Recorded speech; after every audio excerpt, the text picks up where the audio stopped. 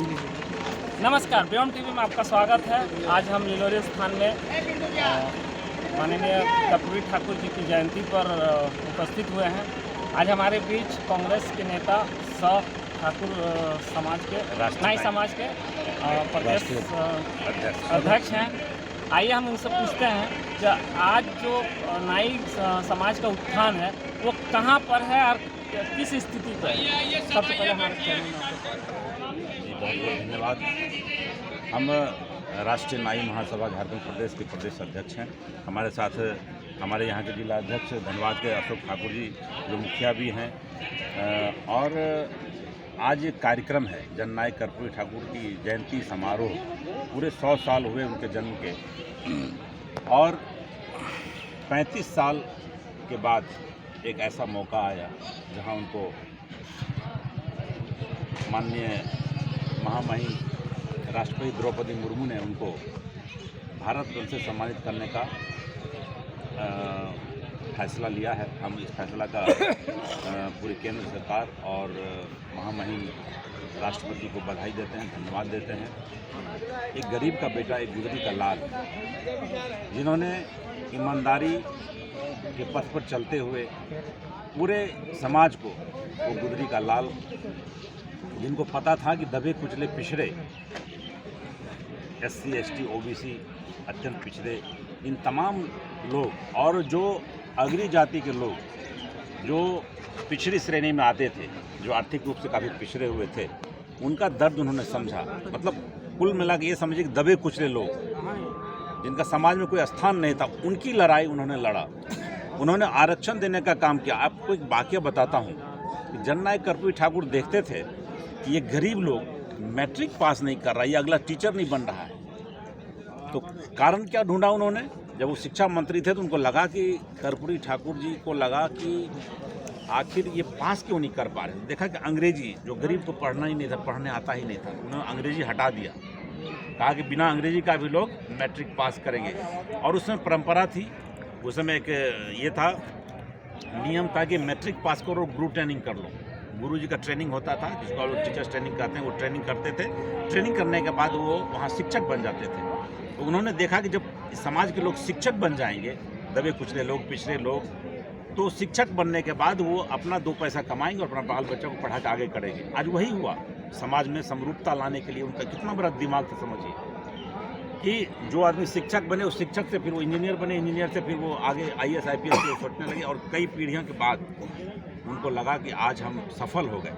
तो ये एक बड़ा उनका जैसा कि देखा जाता है, जो प्रत्येक जितने भी महापुरुष हैं उनको साल में एक बार याद किया जाता है, बाकी दिन वो भूल जाते हैं।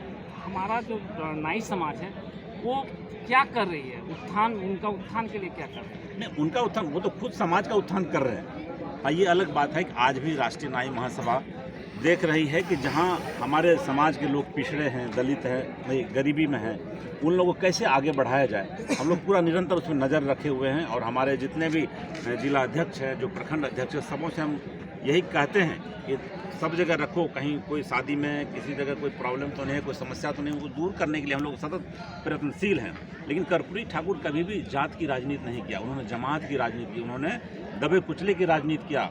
उन्होंने कहा था, एक पत्रकार साथी, जैसे आप हमसे बात कर रहे हैं उसी ढंग से, एक पत्रकार ने पूछा कि कर्पूरी जी, आपका जो झोपड़ी है कब महल में परिणत होगा? उन्होंने कहा कि हिंदुस्तान को देखो, हिंदुस्तान की जितने झोपड़ियाँ हैं, जिस दिन वो महल में परिणत होगा उस दिन कर्पूरी ठाकुर का घर भी महल में परिणत हो जाएगा। मेरी वही पूंजी है। तो वो दबे कुचले के लिए हमेशा लड़े, वो कहीं जात की राजनीति नहीं की। लेकिन आज प्रासंगिक है आज के दिन में कि समाज कई चरणों में बटा हुआ है, जातियों में बटा हुआ है।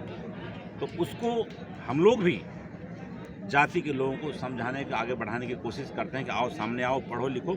सबसे बड़ा शिक्षा, हमारा शिक्षा ही सब कुछ है। तो हम तमाम जाति के लोगों को, राष्ट्रीय नाई महासभा के जितने सदस्य हैं, जितने भी हमारे सैलून संचालक भाई हैं, सबों से हम आग्रह करते हैं कि आप कुछ भी मेहनत करो, सबसे पहले अपने बच्चे को पढ़ाओ।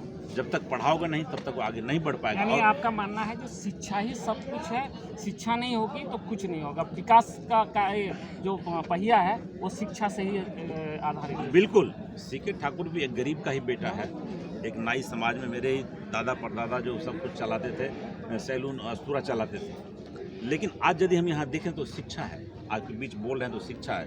तो मैं चाहूँगा तमाम आपके माध्यम से हमारे नाई समाज के तमाम साथियों को कि अपने बच्चों को पढ़ा लिखा करके, बेटा हो बेटी हो, किसी को कोई मतलब उसमें भेदभाव नहीं, सबको आप शिक्षा दीजिए समान रूप से, वो आगे बढ़ेगा और आपका नाम रोशन करेगा और समाज में समताएं आ जाएगी। चलिए एक सवाल करके हम अंत करते हैं। आज बहुत वर्षों बाद कांग्रेस के केंद्रीय जो अध्यक्ष हैं वो आ रहे हैं हमारे झारखंड में। उनकी तैयारी कैसी है? राहुल गांधी जी आ रहे हैं, आगमन हो रहे हैं उनका झारखंड में, उनका तैयारी कैसी है? राहुल गांधी जी देखिए, इस समाज में चूँकि मैं एक बात बता रहा हूँ, कर्पूरी जी को यदि भारत रत्न मिला तो उनकी मेहनत के बदौलत मिला, उनका जो कार्य था उनके बदौलत मिला। कोई भीख नहीं देता है, आप में एबिलिटी रहेगी तभी आपको देगा। तो माननीय प्रधानमंत्री जी एक अति पिछड़ा कार्ड खेले हैं, उनके मन में मैं पिछले 10 वर्षों से प्रधानमंत्री हैं, लेकिन 10 वर्षों में उनको आज क्यों याद आ गई? उन्होंने देखा कि बिहार मेरा गड़बड़ा गया है, नीतीश जी अलग हो गए हैं, लालू जी तो अलग थे ही, तो उन्होंने एक पिछड़ा कार्ड खेला है। तो राहुल गांधी जी की जो यात्रा है वो सामाजिक न्याय के लिए है, वो न्याय के लिए निकले हैं। आपको मैं बता देता हूँ कि जिस मंडल कमीशन को लागू कराने के लिए हम 35 वर्षों तक संघर्ष करते रह गए और 1990 में जब लालू प्रसाद और बीपी सिंह की सरकार आई तो मंडल कमीशन लागू हुआ। 27% आरक्षण कितना मिला? 85% लोगों को। लेकिन जो अग्री जाति की संख्या पूरे हिंदुस्तान में 10% है, वो 10% 15% लोगों के लिए उसको आरक्षण कितना दिए मोदी जी? 10%। किसके लिए काम किए? यानी आप इशारा सर में कुछ और कहना चाह रहे हैं? बिल्कुल। तो मोदी जी का क्या फंडा है नहीं जानते, लेकिन राहुल गांधी सामाजिक न्याय के लिए जो आरक्षण कर्पूरी जी था